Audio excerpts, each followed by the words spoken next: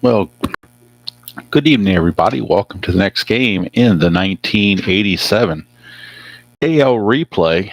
We are at the second game of May the 2nd, and this one's going to feature the Texas Rangers taking on the Toronto Blue Jays from north of the border in Exhibition Stadium.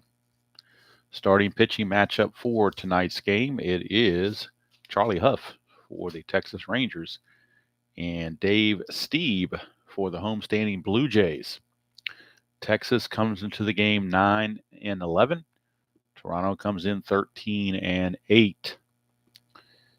Steve comes in with a record of 3-0. Charlie Hough comes in with a record of 3-1. Ballpark effects for Exhibition Stadium: singles are 1-9 for lefties and righties. Home runs are 1-11. This is game number 156 on the season. Pitcher catcher hold quotients for Toronto, it's going to be a -2, as Steve is a -2 and Witt is a 0. For Texas, it's a +2. Hough is a 0, but Petrali, the catcher, is a +2. Wild pitch for Steve is a 4, balks a 0. Wild pitch for Hough is an 8, balks a 13. There you see the starting lineups. Nothing now too much out of the ordinary. Toronto does have Garth Orge in place of Sharperson at second base. And we've got Petrali doing the catching instead of Don Slaught for whatever reason.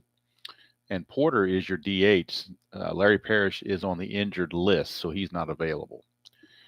All right, so we've got our dice. They're kind of both color for both Toronto and Texas, so it's really, 6 1, a half dozen the other, which side you're going to go for.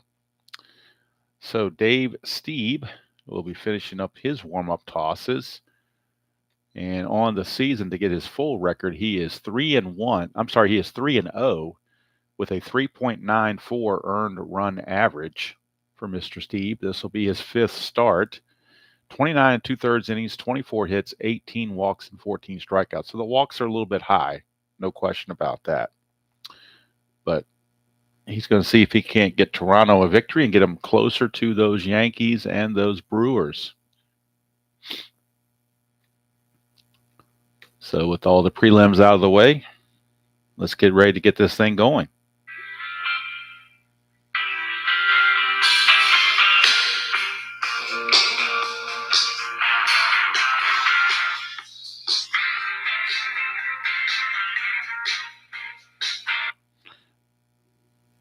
All right, leading things off will be the governor, Jerry Brown, second baseman for Texas.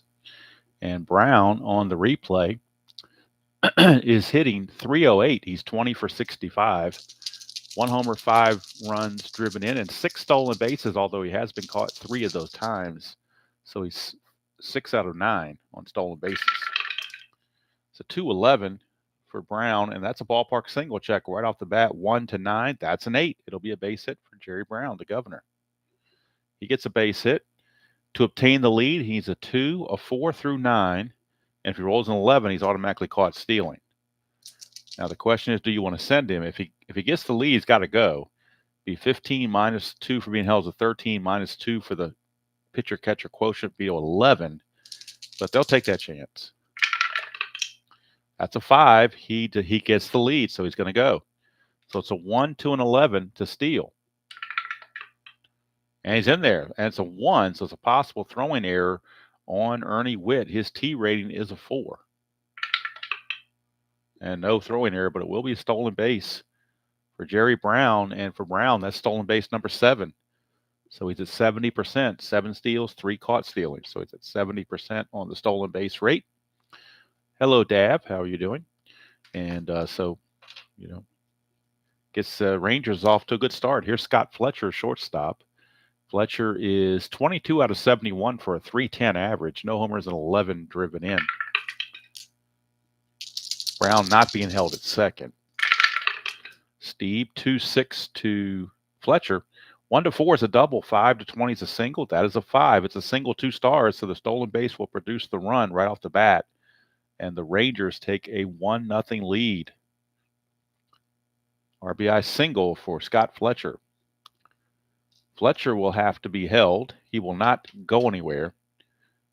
He won't try to get the lead, but he will have to be held. He has that asterisk there, so he's going to have to be held.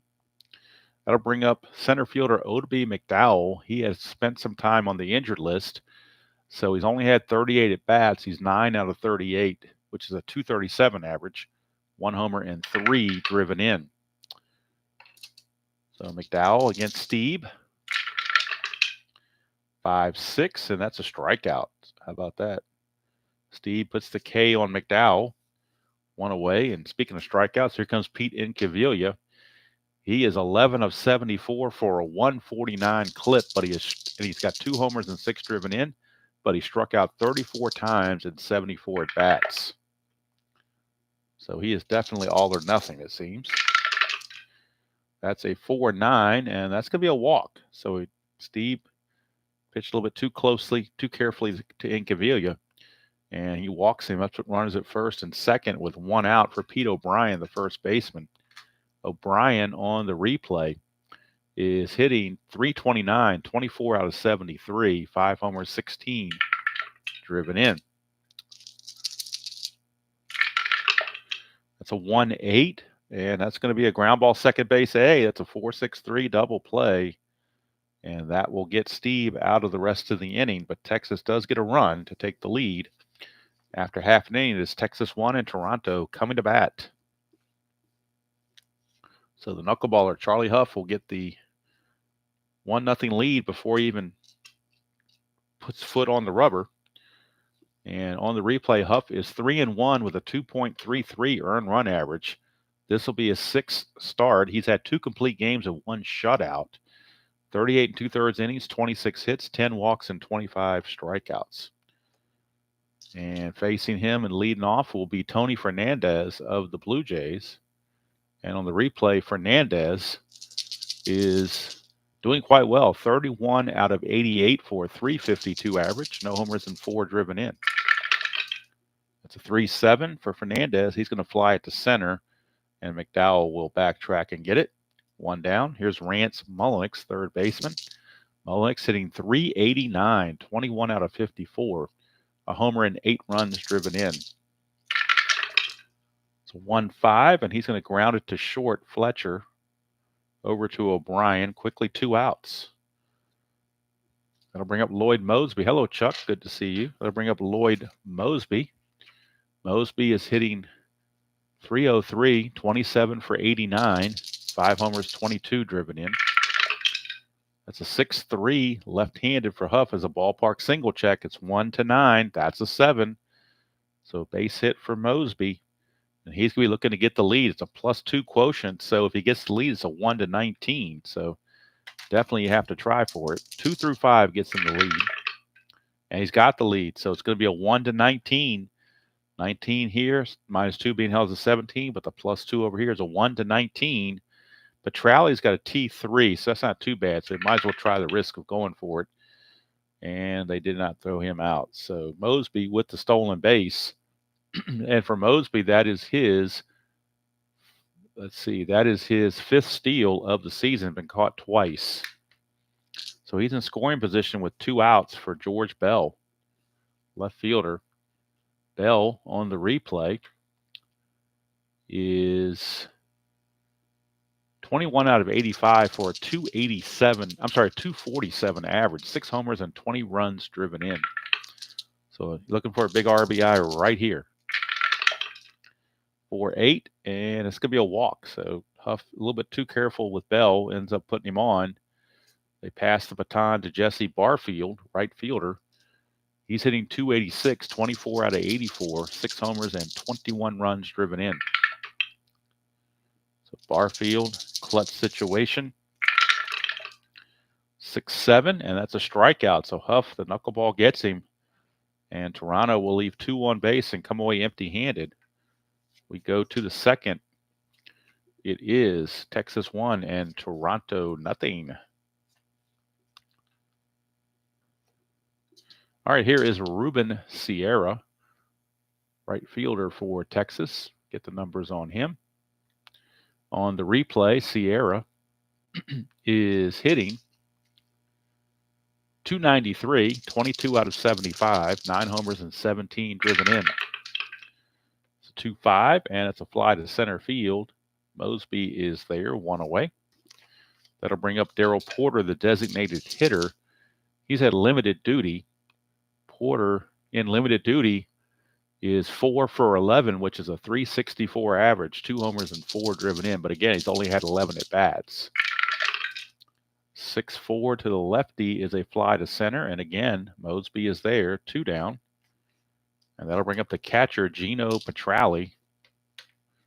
Petrali on the replay is also in limited duty. He's 5 of 17, which is a 294 average. No homers, 2 driven in. As Slot has been catching most of the games, but night off tonight for Slot. 5-5. Switch hitter batting left-handed. It's a fly to right field. So 3 flyouts take care of Texas early here in the second inning.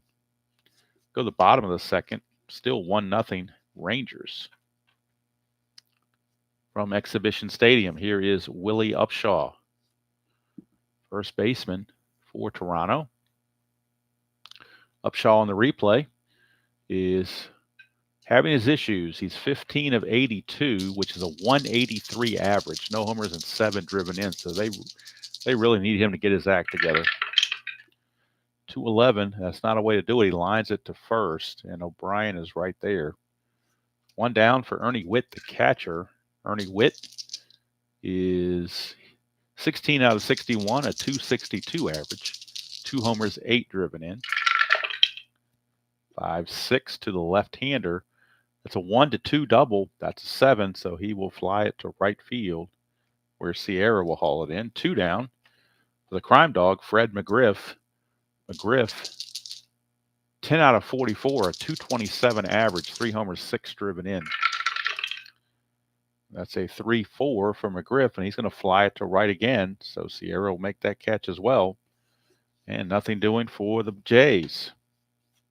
Second inning goes by very quickly. Go to the third, still 1-0 favor of the Rangers.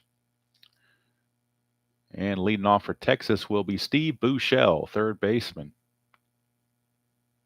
And on the replay, Buechele, 16 out of 69, which is a 232 average, 3 homers and 11 driven in. 6-9 for Stieb. That's a 1-4 triple. Anything else is a double. So a leadoff double. Oops, wrong way. Oh, this is number 9 hitter.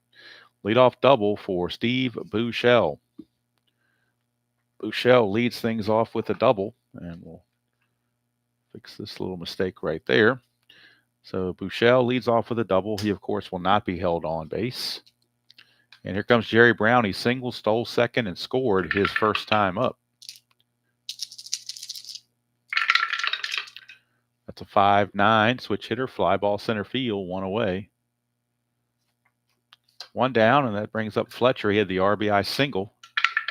First time up for the only run of the game. That's a 1-8, and that is a ground ball to third. So with the ground ball A, Buechele has to hold at second base, and now it's up to McDowell in a clutch situation. And in the clutch, McDowell gains a hit on 3-3, and that's his only clutch result. McDowell struck out his first time. 1-9, and this time he draws a base on balls. That will keep the inning going. And it's going to be up to Incaviglia. Incaviglia did walk his last time up, or his only time up, I should say. That's a 3-6, and he's going to strike out again. So for Incaviglia, that is strikeout number 35 in 75 at-bats. It's going to end the inning. Go to the bottom of the third, still 1-0 Rangers. And leading off for the Blue Jays will be Garth Clockwork Orge. And he's had limited duties as well, as they've had Sharperson and Mullenix most of the season doing the starting. But Orge has gotten in a few games, but he's not doing too well. He's 2 out of 16 for a 125 average. No homers, 2 driven in. 1-8, and that's going to be a ground ball to short. And again, handled easily by Fletcher. 1 away. Back to top of the order for Fernandez. And that's 2-9, and that's a pop out to short. Fletcher makes that play as well. 2 down. And here's Mullenix. 3-9, and Mullenix flies out to Sierra and right. So both pitchers on their game early on through the first 3 innings. It is just 1-0. Hello, Marlon. Good to see you. Stieb back out. Will be facing O'Brien, Sierra, and Porter for the Rangers. O'Brien, Sierra, and Porter. It's a 6-10. 6-10 left-handed. Look at this. 1-9's a home run. That's a 17, so he'll settle for a double. Pete O'Brien with a double to lead off the inning. Look at it again. 6-10 left-handed against Stieb, and he's got that split. 1-9's a homer, 10-20's a double, and the 17 will result in a double. So Brian is on second. He will obviously not be held. And here's Ruben Sierra. Sierra flew to center his first chance. 4-4, switch hitter batting left is a catcher X, and that's Ernie Witt. He's a 2. First X chance of the game, that's a 9. 2 and a 9, so we'll get our charts out. 2 and a 9 for a catcher. A 2 and a 9 is a P/F, and then the error rating is a E2. So only errors are 3, 17, and 18. And there's no error there, so it's a P/F. And it says here, with runners on base, the pitcher gets past the catcher for a pass ball. But when you're using these rules, you go to the secondary rule, which says we're checking the wild pitch rating of the pitcher to see if the catcher commits the pass ball. So the wild pitch rating on Stieb is a 4. So 1 through 4, it will be a wild pitch. It is not. There's no wild pitch, so therefore it's going to be a foul out to Ernie Witt. So Ernie Witt fouls out, 1 away. Sierra is retired, and that will send up Darryl Porter.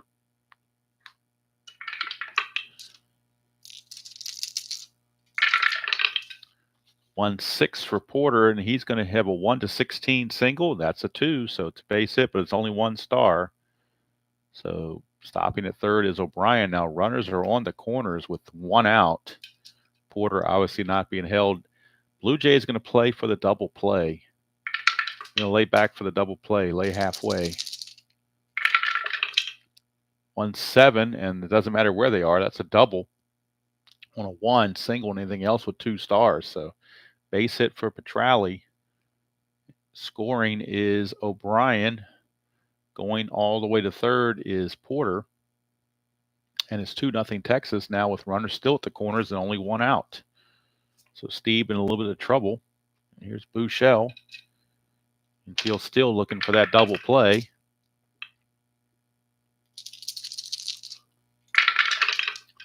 .410, right-handed ground ball, third base X.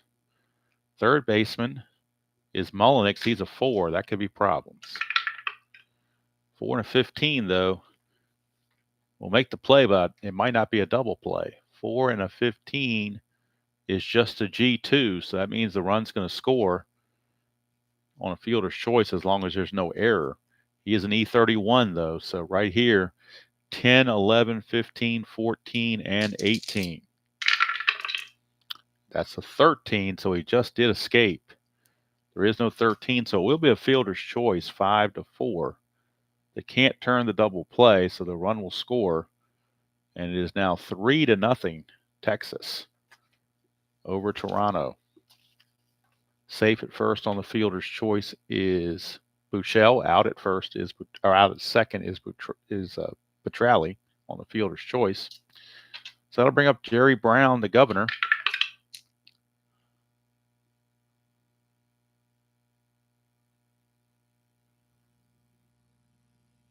Now, replay is not really my thing. I mean, I'll pull it out once in a blue moon, but it's just not the game for me. It's just not enough pitcher interaction, and plus you're looking at charts all the time. The results aren't on the cards, So it's really hard to stream that kind of game because I can't get the charts and the cards on in the view all at the same time. So just a really tough game to do. I like the computer version of it to keep stats for other games, but replay is not something I would sit down and do a season replay on, that's for sure. It's lower on my totem pole of games. 3-3, and that's going to be a pop out to second base. And that's going to do it, but 2 runs come in for Texas. I mean, it's a decent game. Nothing wrong with it. It's just I think other games have better pitcher-batter interactions myself, but that's why there's loads of games out there, a game for every palette. All right, here is Lloyd Mosby. 6'11", and that's a ground ball pitcher X to Hough. Hough is an E6, and let me check his range. I think his range is either a 3 or a 2. Let's double check that on the computer. Hough. He is it says he's a 1 range. How about that? He's got great range. He's a 1, so we know he's going to get to it since he's a 1. So we're looking at the E6 for a pitcher. E6 for a pitcher, the only way he makes an error on an E6 is 3, 13, and 18. Anything else is a good play, and that's a 14, so he just did make it. Throws out Mosby for out number 1. 1 away. One game I do want to get back to eventually is payoff pitch, but I'm kind of up to my eyeballs now in this replay and the History Maker replay and the Game of the Week on Season Ticket Baseball. That's coming up next month, so I'm definitely going to be preoccupied with a lot of projects, so kind of have to stick with those, I guess. Here's George Bell. 6'9", and that's a fly to center. 2 down. For Barfield, struck out his first time up. 3-7. He's going to strike out again. So Charlie Hough cruising through 4 innings, throwing a 1-hitter. And at the end of 4, it is Texas 3 and Toronto nothing. Hough trying to win game number 4 on the season. So Fletcher will lead it off, followed by McDowell and Incaviglia. So 1-5, and he's going to ground it to Mullenix at third. 1 away, and that'll bring up Odeby McDowell. 6-5, and that's going to be a ground ball to second. Easy play for Orge. 2 down. For Incaviglia. He has walked and struck out. 3-11, and this is a ballpark blast. 1-11, but that's a 15, so it's just a deep fly to left, and Bell on the warning track. We'll track it down. 3-11. Ballpark blast, 1-11, but that's a 15. So Steve got away with one. Put one in the wheelhouse to use a payoff pitch term, but Incaviglia just missed it a little bit, got up under it a little bit. And we go to the bottom of the 5th, still 3-0. Favor of the Rangers. Hough is back out, and Charlie Hough will be facing Upshaw, Witt, and McGriff. 4-9, and that's a strikeout for Hough. Boy, that knuckleball is dancing. That is strikeout number 3 for Hough. And here's Ernie Witt. 2-7, and that's a ground ball to first. Easy play for O'Brien. 2 down. And that'll bring up the crime dog, Fred McGriff. 5-10, and that is a catcher X. That is Petrali. He's a 4. 4 and a 15. So we'll check what that is. 4 and a 15 for a catcher is a P/F, but nobody's on base, so there can't be a pass ball. It would just be a foul out, assuming there's no error. And he's an E1. The only way he makes an error is on 17. So unless this is a 17, it's just going to be a foul out. And that's what we got. Foul out to Petrali, and the Blue Jays go quietly again. Hello, alternate timeline. Good to see you. So at the end of 5, it is still 3-0 favor of the Rangers. If we go to the 6th, this will be the fatigue inning for Dave Stieb. This is his point of weakness inning. So we'll see what happens with that. We're facing O'Brien, Sierra, and Porter.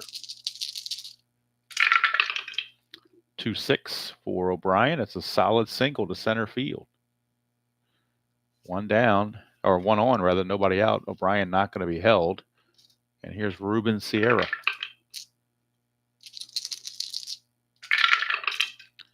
5-7. Switch hitter batting left is a 1-9 single, 1-3 single, 4-20 lines out. That's a 3. I know there's a little bit of white off of there, but that's a 3.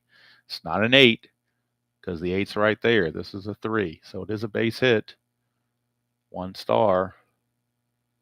And now one more base runner, and Stieb will reach his fatigue level. So now the Toronto bullpen is starting to stir.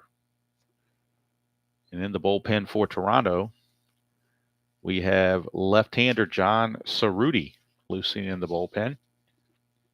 Left-hander John Cerruti is doing the warming up. Porter singled his last time up. 1 for 2 on the game. 3-8, and that's a strikeout and a big one for Stieb. 1 away for Petrali. He also singled his last time up. Also a double play candidate. 6-10, and that's a danger zone. 1-9 is a home run, but anything else 10 or above is a double. That's an 11. It'll be a double for Petrali. That 6-10 on Stieb against lefties is a killer. It's righties as well, but definitely against lefties. So O'Brien will score. Sierra runs at a 15. He was a trail runner, so he's not being held. Makes him a 16. The double is assumed to go to center. Mosby's a 0 arm. It's a 1-16. They're going to throw for him. 1-16. And he's in there. So a 2-run double. Petrali will not advance because he's a slow runner. I'm not letting him take the extra base. He would not be a kind of runner that would take the extra base.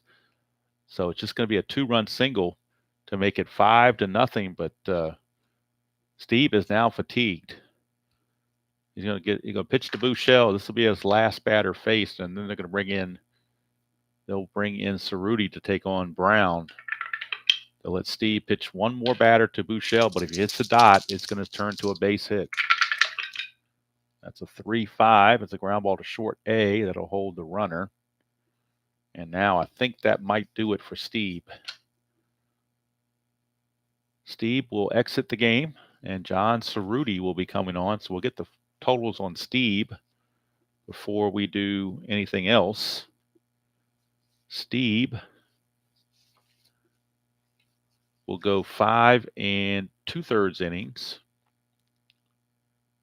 He is going to give up 1, 2, 3, 4, 5, 6, 7, 8, 9 hits. He's going to walk 1, 2, so 2 walks. He's going to strike out 1, 2, 3. And so far, 5 runs all earned, but he is responsible for Petrali. So right now, I write in 5, but I'll change it to 6 if Petrali scores. So coming on to pitch is John Cerruti, the left-hander. And he's got a -4 hold. So that'll be beneficial, but I'm not sure Texas is going to run with the score being what it is. They've got a big lead. I doubt they try to do any kind of running. Cerruti on the replay. Look at his numbers. He's making his 6th appearance, all in relief. He's 1-0 with a 1.46 earned run average. 12 1/3 innings pitched, 8 hits, 1 walk, and 9 strikeouts. So he has been the best reliever by far for the Blue Jays. So he's coming on to try to nip it in the bud where it is right now and not let anything else come across the plate this inning. 6-8, switch hitter batting right-handed, and that's a ground ball shortstop X. That's Tony Fernandez. Fernandez is a 1, so we know he's going to get to it. We're just looking for the error chance. He's an E17. And that's a 5. How about that? So now I'm going to have to roll the D20 to figure out what kind of a rare play it's going to be. is it G1, G2, G3, whatever. So he's a 1, and we get a 1. A 1 and a 1 is a let's see. 1 and a 1 is a G3, and it's a rare play G3. So G3, rare play. Batter lines a shot that hits the mound, deflects to the player. So it's a rare play that's not so rare. So it's going to officially go 1 to 6 to 3 to end the inning. But the Rangers put up 2 on the board, and we can close the book on Stieb. Go to the bottom of the 6th. It's 5-0 Texas. And Charlie Hough just rolling right along. Getting that knuckleball going and getting a big lead. So bottom of the 6th we go. Hello, Mr. Robert. I did not, Robert. I was not home. So I just got home recently. So I haven't watched any YouTube or anything for about 6 or 7 hours. So I have not seen anything, but I can certainly go back and watch the replay. All right, here is, hello, Captain Carl. Good to see you. Texas, for those coming in late, Texas is leading 5-0. It just chased Dave Stieb from the game. And John Cerruti is in relief, but Charlie Hough is pitching a one-hit shutout through 5 innings. And now he's facing Garth Orge. That's a 5-5, and that is a, soon let's talk about how well he's pitching and give a hit. 1 to 3 is a triple, 4 to 20 is a double. That's a 2. So that is a triple for Garth Orge, but he had no triples on the season, so I'm limiting him to a double. He will not get the triple. He will get the double. So Garth Orge, a double to lead things off. And that brings up Tony Fernandez.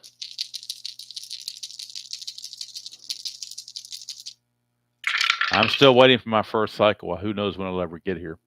3-7 is a fly to center. That's 1 away. Center fielder McDowell is a -1 arm, and he's only 11, so down by 5. I don't see the risk in trying for third. So they will just hold him there. And that'll bring up Mullenix. He's 0 for 2. 4-7, and that's a walk. So runners now at first and second. If they can get a blast here and get back in the game. But they need something to happen when they got guys on base. Here's Lloyd Mosby. 6-8, and that's a strikeout, a big one for Hough. Strikeout number 4 on the game. He's not a big strikeout guy, but he's gotten some key ones when he needs them. He got a strikeout to end the first, a strikeout to end the 4th, and a strikeout to start the 5th. So those strikeouts have been timely. Now, I don't think Floyd Rayford I could get a triple before Floyd Rayford could get a triple. Big Fat Floyd cannot run for a triple. It would have to be like a double plus a 2-base error would get him to third base, that kind of thing. Here's Bell, 1-5. Oh, look at this. Toronto's right back in the game. George Bell, a 1-5. That's a solid home run, no question about it, right here. A 1-5 is a 3-run home run for George Bell. And all of a sudden, it's a 5-3 game. And Toronto is right back in business. As George Bell with a 3-run blast off of the knuckleball of Charlie Hough. And on the replay for Bell, that is home run number 7, RBIs 21, 22, and 23. A 2-out clutch hitting 3-run home run from George Bell. Number 7 on the season, and it cuts the lead to 5-3. 5-3 game as George Bell, almost a burrito supreme, but it's only a 3-run homer, not a grand slam, or it would have been a burrito supreme. Instead, 3-run shot certainly gets him right back in this game. And here's Jesse Barfield. 4-9, and that's a strikeout to end the inning. But a 3-run shot from George Bell. At the end of 6, it is Texas 5 and Toronto 3. Back out is Cerruti. He faced one batter and got him out. That was Brown. Now he's coming out for inning number 2. Cerruti will be facing Fletcher, McDowell, and Incaviglia. 3-3 for Fletcher against the lefty. He's going to pop it up. And over there easily to get it is Upshaw. One away. For McDowell, lefty on lefty matchup. That is a 3-3. Again, ground ball to first, and this time Upshaw will take it to the bag himself. And that'll bring up Incaviglia. Walk, struck out, and fly to left. 6-7, that's a walk. So another walk to Mr. Incaviglia. He, of course, actually they're going to have to hold him because he does have the asterisk. If we don't hold him, he gets that big lead. So they will hold him on, but he won't go anywhere. And Ruben Sierra, the batter. 1 chance for a wild pitch on Cerruti. Let's check his wild pitch rating for Cerruti. And his wild pitch rating is 7. His balk rating's a 3. So 1 to 7, we got a wild pitch. And we do. So he's going to toss the wild pitch. And Incaviglia will get in scoring position. Should not be Sierra. It should be O'Brien. Make sure nobody's batting out of turn here. It's actually O'Brien batting, not Sierra. So O'Brien is now turned into a clutch situation, lefty on lefty. He loses a single on 112, and I believe that's his only clutch at bat or clutch result. So lefty on lefty, Cerruti to O'Brien. It's a 4-4, and it's a ground ball third base X. That's Mullenix. He's a 4. That's where you can run into trouble. 4 and a 9 for third baseman. 4 and a 9 is going to be a good play. It's a G3 pound, but he's not holding anybody on. So he will get to it, but will he make the error? 31. He's got to avoid 10, 11, 15, 14, and 18. And that is a 14. He's not going to avoid the error. That will be an error. In fact, it will be a 2-base error on Mullenix. E31, and that's a 14. It's a 2-base error on Mullenix, and that will score Incaviglia. Obviously, the unearned run. So Mullenix boots it, and Toronto should have been out of the inning, but now they're not. And Cerruti not too happy about that. Here's Ruben Sierra. It is now 6-3 Texas. 3-7 against the lefty is going to be a 1-4 double. A 9-20 is a single. That's a 5. It'll be a double, but it's 2 stars. That's good enough to score the run who was at second. So that's another unearned run. It is now 7-3. Texas starting to open things up again. Cerruti trying to get out of this mess. Here's Porter, the DH.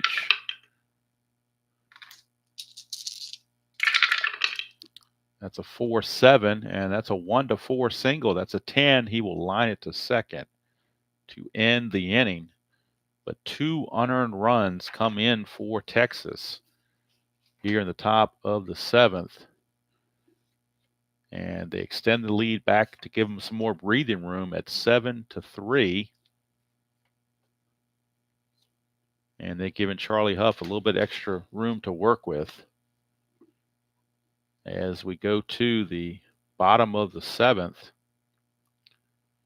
7th inning stretch time. Don't know if I need to stretch or not. I guess I will.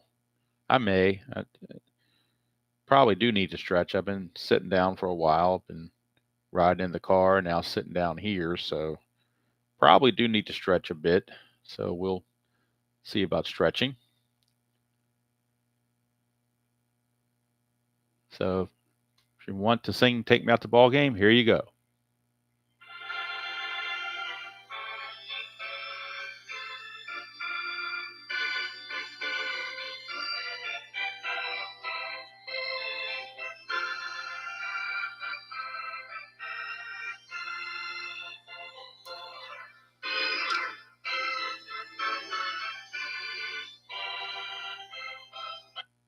All right. We are ready to go for the bottom of the 7th. This will be the fatigue inning for Charlie Hough. He's going to face Upshaw, Witt, and McGriff. We are in the 7th inning, so pinch hitting is now allowed. 5-6 against the lefty. 1-2 is a double, but that's a 10, so it's just a fly to right field. 1 down. Here's Ernie Witt. That's a 3-6 for Witt, and he's going to ground it to short. 2 down for the crime dog, Fred McGriff, who was also 0 for 2. 1-8, and he's going to draw a base on balls, a 2-out walk. And we will get a pinch hitter for Garth Orge. I know he hit a double last time, but he's still a 210 hitter with limited power, so they're going to go for a pinch hitter. And the pinch hitter is going to be Cecil Fielder. And the new second baseman coming in will be Mike Sharperson. So Cecil Fielder will pinch hit here in the bottom of the 7th. And then Sharperson will take over at second base in the 8th. So Cecil Fielder coming on to see if he can get some magic done with 2 outs. And for Fielder, get his numbers for you on the replay, and they're quite good, obviously. He's hitting .444, a 12 out of 27 average, but 7 of those 12 hits have been home runs. 7 home runs and 15 runs batted in. So definitely instant offense. So here's Fielder. 6-8, struck him out, got off Huff's card, so it didn't matter as it turns out. And that's going to end the inning. So nothing doing there. Hough will stay in the game to keep going. He's already had a couple complete games. Might be going for his 3rd complete game. Cerruti will be facing Petrali, Buechele, and Brown. And the new second baseman is Sharperson for the Jays. But Texas seemingly firmly in control, 7-3.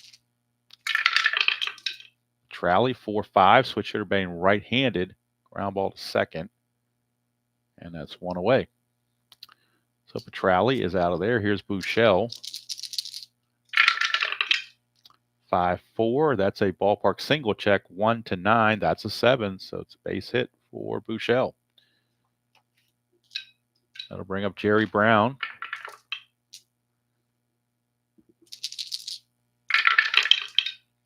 4-10. Switch hitter batting right is a strikeout. So Cerruti puts the K on Brown, and now here's Fletcher. 2 outs and Buechele at first. Fletcher 1 for 4. 6-7. He's going to draw the base on balls. So Cerruti can't seem to get out of the inning. And now it's a lefty-on-lefty matchup with Oddibe McDowell. Clutch situation. 3-6, and that's a walk again. So that's going to load the bases. That is going to load the bases for Pete Incaviglia, and that's going to be it for Cerruti. They're not going to let Incaviglia.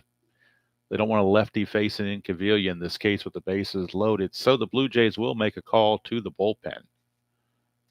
They will make a call to the bullpen. And we've got to figure out who's going to come in for the Jays. They're obviously looking for a right-hander. And let's see who's got some energy to come in. Looks like they're going to go to Mark Eichhorn. Mark Foghorn Eichhorn, sidewinding right-hander that they think might give Incaviglia some trouble. Let's do the numbers on Cerruti. Cerruti goes an inning and 2/3. And he's going to walk 3. Just the 1 strikeout. Gave up 2 hits. So far, 2 runs, none of them earned, but he's responsible for all these runs, which would be earned should they come across the plate. So you never know.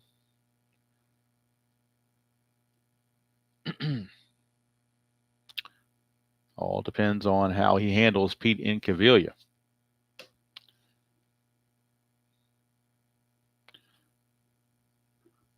So Pete Incaviglia, and we'll get the numbers on Eichhorn very quickly before I get going.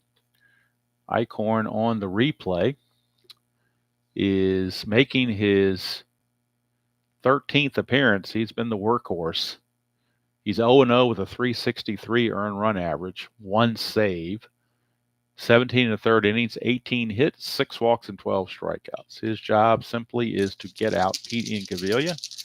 And if he gets him out there, they'll probably use Nunez to mop up the ninth. But they want to get Incaviglia and not give up explosive inning. It's a 2-5 and struck out Incaviglia to end the inning. So the Rangers leave him loaded, and Cerruti will give up the 2 runs, no earned. And that's it for Eichhorn. He's going to go a third of an inning, get a strikeout, and then Nunez is going to come in and mop up the ninth. I don't want to overwork Eichhorn too much. So Charlie Hough back in there. He'll be facing the top of the order: Fernandez, Mullenix, and Mosby for the Jays. It's a 3-3, and that's a line out. Line out to the second baseman, Brown, for 1 away. Is Mullenix. I don't know why I rolled it. Nobody's on base. Didn't need to roll it. 5-8 is going to be another strikeout. There's a dot there, but he has not reached fatigue yet, so he's still good. Brings up Mosby. 4-9, and that's another strikeout with a dot, but he hasn't reached fatigue yet, so the strikeout is good. So we go to the ninth. It is still a pretty commanding 7-3 lead for the Rangers. So the Blue Jays will turn to their mop-up guy, one of their mop-up guys, Jose Nunez. So Jose Nunez is on to pitch here in the ninth. Nunez on the replay is making his 8th appearance. He's got no record, but a 12.86 earned run average. 7 innings pitched, 12 hits, 8 walks, and 8 strikeouts. So definitely mop-up duty against Pete O'Brien. If it was a closer game, I'd bring in a left-hander to face these left-handers, but at 7-3, no sense wasting a lefty out of the bullpen. 3-7, and that is a fly to center. That's 1 away. For Sierra, he has singled and doubled.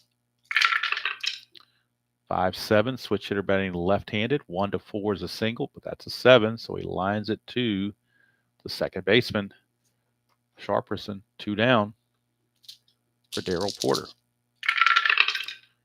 1-5, and that's a solid. Oh, look at this. Darrell Porter says, see ya. 1-5 is a solid home run off the right-hander, and for Darrell Porter, exclamation point for the Rangers. Darrell Porter is going to hit his 3rd homer of the season, RBI number 5, and it is now an 8-3 ball game. Darrell Porter, no relation to Tony Porter, at least not that I'm aware of. And that'll bring up Gerino Petrali. 8-3 Texas, bottom of the ninth, or top of the ninth, rather. 3-8, and that's a strikeout to end the inning. So Nunez goes 1 inning, gives up a hit, which was the home run. No walks and a strikeout. So we go to the bottom of the ninth, last chance for the Jays against Charlie Hough, going for the complete game. And it will be scheduled hitters Bell, Barfield, and Upshaw. Bell, Barfield, and Upshaw due up. Bell, Barfield, and Upshaw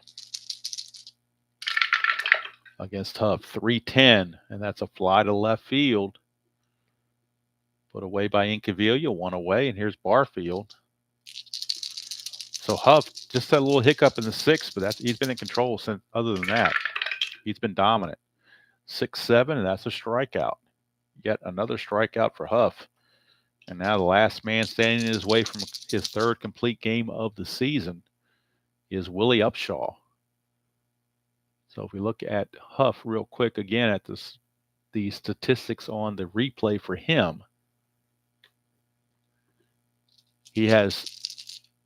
this is his sixth start. It would be his third complete game in 6 starts. 5-7, and ground ball second base X. That's Jerry Brown, 3 E16. 3-20. You know he's going to get to it with a 20. E16. Second baseman E16. That is a 12. E16. There's no 12, so it's a good play. Brown will make the throw over, and there's your ball game. So Hough does it again. He goes to 4-1 with the complete game victory. Stieb drops to 3-1, takes his first loss. So for Texas, they get 8 runs. They do it on 12 hits. And I don't believe there are any errors on Texas. Toronto had that critical error there that allowed a couple of runs. So they ended up with 3 runs. And see how many hits they got. 1, 2, 3. So 3-hitter for Charlie Hough. He's going to go 9 innings, 3 hits, 3 runs. He walked 1, 2. He walked 3. Struck out 1, 2, 3, 4, 5, 6, 7, 8, 9 strikeouts. So obviously, player of the game is Charlie Hough, as he gets the complete game victory, proves his record to 4-1. Stieb drops to 3-1. Toronto drops to 13-9 on the replay. Texas goes to 10-11.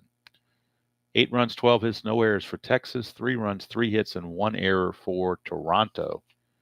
And that's going to take care of things here north of the border, as Charlie Hough makes quick work. Hello, Mr. Little. Good to see you. I need to go watch your latest devotional. I haven't had a chance. I saw it pop up, but I haven't had a chance to watch it yet. So I'll probably watch that before I go to bed tonight. Looking forward to seeing that. Always look forward when those come out. They're always a nice little thing to kind of get your mind right. And next game will be game number 157. And that will take place in Kansas City.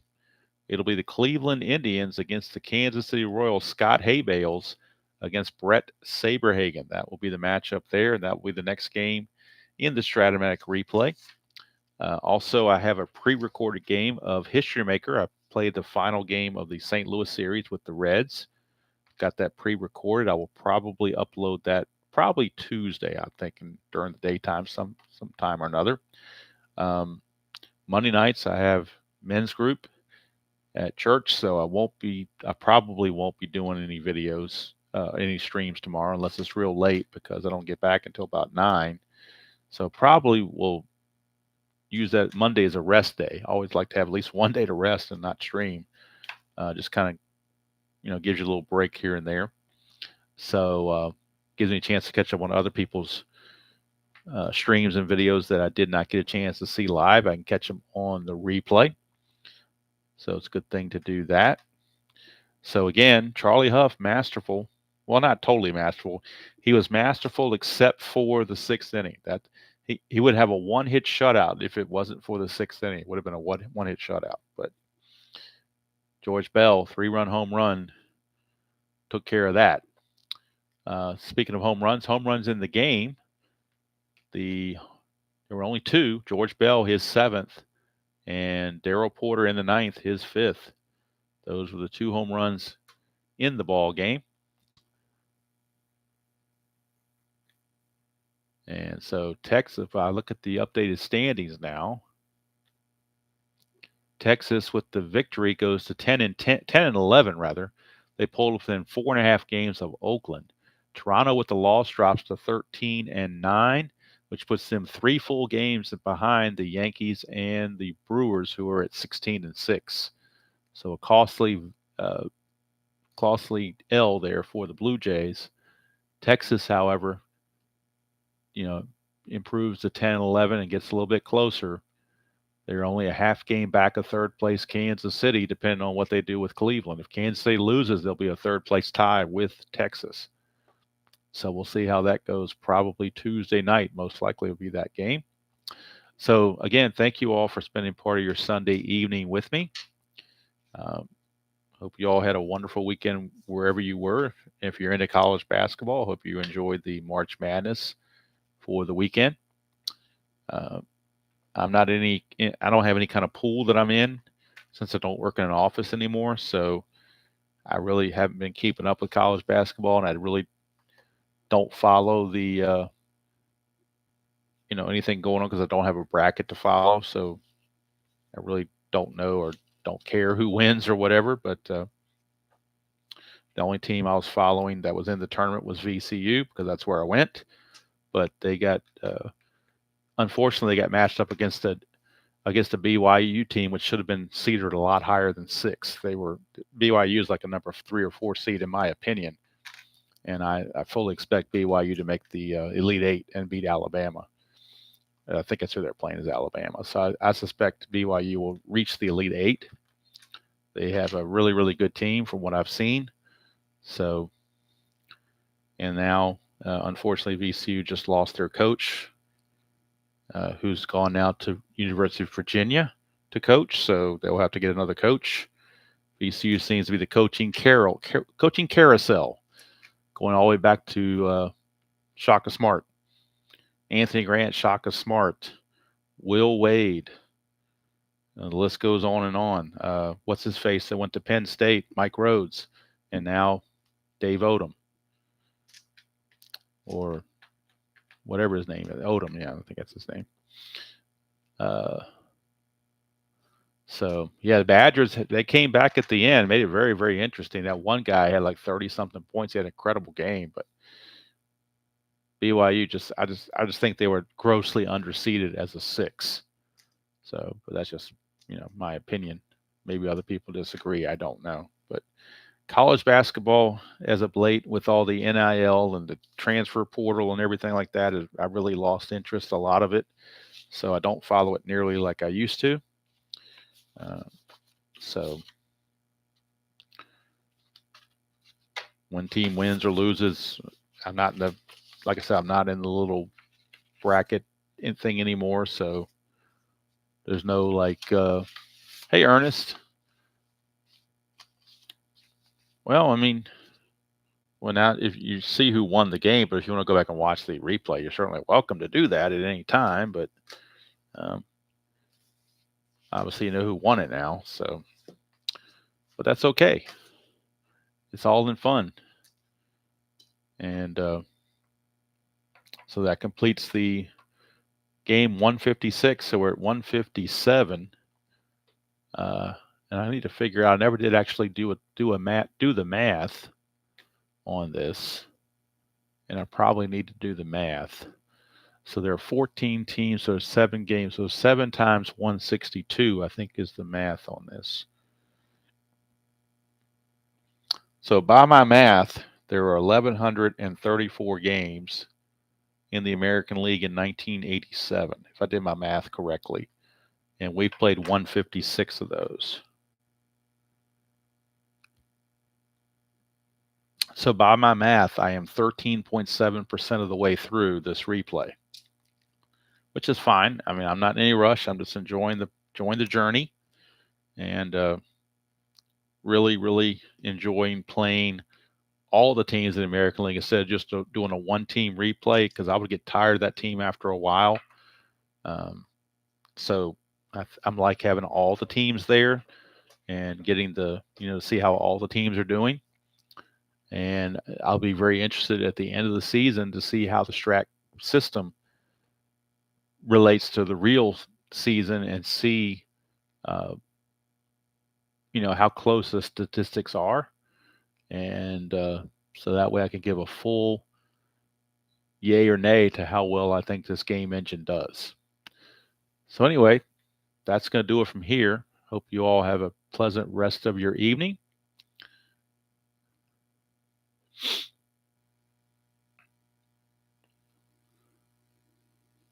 And yeah, Chuck, the whole Big Ten thing or ACC when they bring in teams from the West Coast, that's just ridiculous. The whole thing's got ridiculous with the NIL and paying players and all that stuff. Just totally ridiculous. So same with football. I mean, it's not just basketball; it's football. So hey, Ernest, I'm glad you were here. So appreciate you anytime you can make it. We really do appreciate it. And miraculously, my Wi-Fi held up. Usually on Sunday nights, particularly this late, I run into issues where the Wi-Fi starts. I get that circle and the Wi-Fi freezes and all that stuff. But today it seemed to hold up pretty well. So happy about that. All right, folks, it's time for me to. Oh, I appreciate that, Ernest, very, very much. It's time for me to start to unwind here and get a little relaxed and unwind before starting out for work tomorrow. My tentative retirement date is Halloween this year, so that's the goal. I'm going to try to retire it on Halloween, where Halloween is my last day because Halloween is on a Friday. So that's my goal. I'm shooting for that as my retirement date, and I think that's very doable to do that. So that's what I'm shooting for. But anyway, thank you all for tuning in. And the real baseball season, not the one in Japan, but the one coming up in the States will be coming up very, very shortly. Yeah, I'm 60 next month, so in October I'll be 60 and a half. And wife still has a great job she likes, and she's encouraged me to go ahead and take the time off and retire. And if I get bored or whatever, I can always go back and get a part-time job at some point. But then Social Security, I'm taking that right at 62 while there's still Social Security around. I'm not waiting until any other day, and nobody can convince me otherwise. I think it's ridiculous if you don't take it at 62. You're not promised tomorrow. So if you want to wait till you're 70 and get all the extra money that somebody else is going to get after you die, go right ahead. But that's not me. So that's my editorial comment for the day. So it's going to do it from here. Again, hope you enjoy the rest of your Sunday evening. If you haven't checked out Dave Little's now I'm drawing a blank on the word for it. Meditation, if you want to call it that. I don't know. Journey with Jesus. I'd encourage you to check that out. And if you haven't checked out his Strat-O-Matic response to ID Jester, that's definitely worth a look as well. You have to go back a few years, but it's out there.